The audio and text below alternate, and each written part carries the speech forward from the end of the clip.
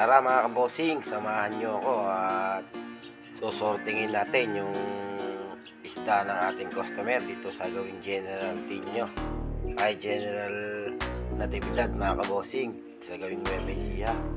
At yan nga po, medyo maaga nga po tayong umalis para maganda po ang ating pagkasorting at mahaba po tayong oras mga kabosing. At yan, tumatakbo na nga po tayo mga kabosing. Dito na po tayo sa gawing Lanera. Medyo mabilis nga po ang ating takbuhan para maaga po tayong makarating sa area.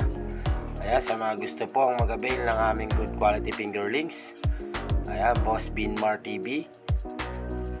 Yan po mga kabosing, dyan lang po kayo mag-message mga kabosing.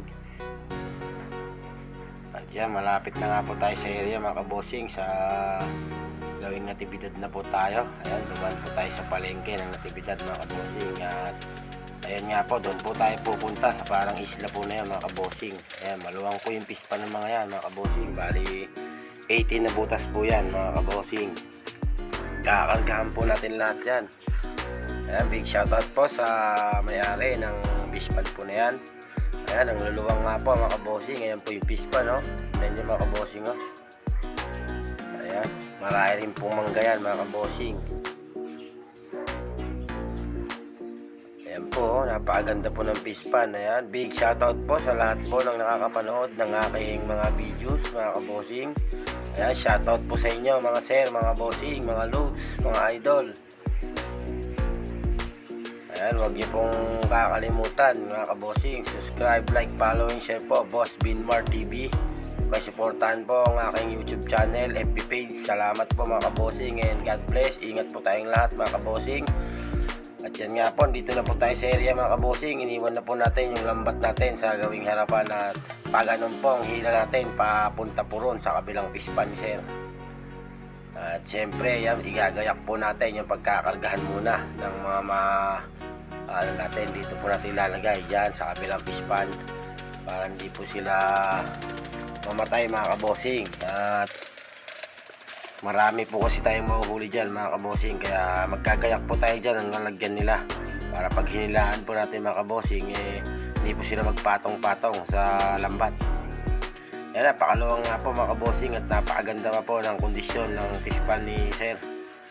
Nakita nyo naman mga kabosing. At yan, umihila na nga po tayo. Yan po yung unang hila natin mga kabosing. At yun nga po, yun, igagayak po natin doon. Doon po natin ilalagay muna yung mga mahuhulit.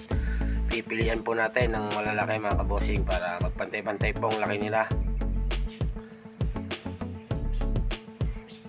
Yan po, yung lambat po natin. Konting hila na lang po mga kabosing at makakahuli na po tayo ng fingerlings mga kabosing at ng masorting na po. Ayan, yan na po yung pinipilian po natin na fingerlings mga kabosing. Alisin po natin malalaki para hindi po sila magkainan mga kabosing. Sa mga nag-aalaga po pala ng mga hito mga kabosing, sortingin nyo po ang inyong mga alaga mga boss at ng pantay-pantay pong laki nila.